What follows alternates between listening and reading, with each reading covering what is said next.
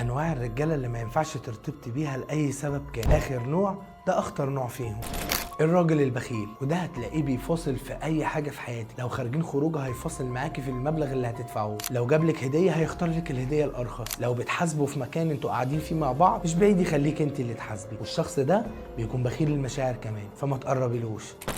الراجل الكذاب، وده اي حاجه هيقولها لك هتبقى مبنيه على الكذب. بيهزر معاكي بيكذب، بيحكي لك عن حاجه بيكذب، اي حاجه هيقولها لك هتبقى مبنيه على كده، وده عمرك ما هتعرفي تبني حياه معاه. والشخص اللي هيكذب عليكي في اي تفصيله صغيره مهما كانت في حياتكم هيبقى كذاب في كل تفصيله كبيره في حياتكم، ومفيش علاقه هينفع تتبني على الكذب.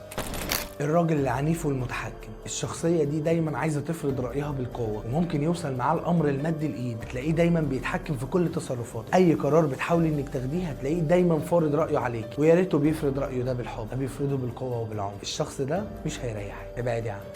ابن امه، وده اي حاجه بتحصل في حياته حتى الكلمه الحلوه اللي هيقولها لك لازم يرجع لماما الاول. امه هتاخد قرارات حياته كلها، حتى اختيارك مش هو اللي هيختارك، هتكون والدته هي اللي مختاراك. الشخص اللي زي كده شخص خطير جدا في العلاقات، وما ينفعش لاي سبب كان تتجوزي ابن امه.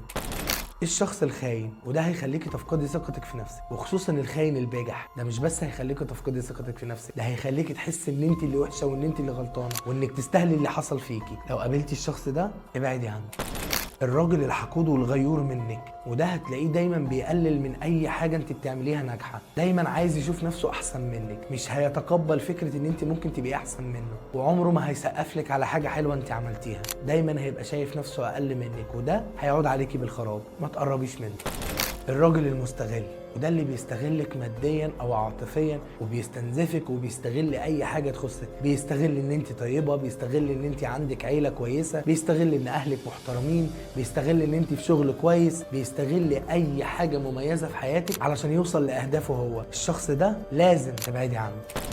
اخر شخص فيهم وده اختارهم من وجهة نظري، الشخص عديم المسؤولية، وده اللي بنقول بين قوسين مش راجل. الشخص ده بيهرب من اي التزام بالمسؤولية، وعنده مبررات، دايما عنده مبرر لهروبه. لو اتحطيتي في مشكلة وما وقفش جنبك هتلاقيه بيطلع مبرر هو ليه ما وقفش جنبك. لو احتجتيه او احتجتي تتسندي عليه في موقف ما في حياتك، لو في مشوار وعاوزاه يجيلك مش هتلاقيه جاي، وهتلاقيه دايما بيبرر عدم وجوده. الشخص اللي زي كده اسمه عديم المسؤولية، فإياكي ثم إياكي ثم إياكي تقربي منه. في النهاية ده كان رأيي أنا في الأشخاص دي. المهم رأيك أنت، شايفة إن حد من دول أنت ينفع ترتبطي بيه؟ وهل قابلتي حد من الشخصيات دي في حياتك؟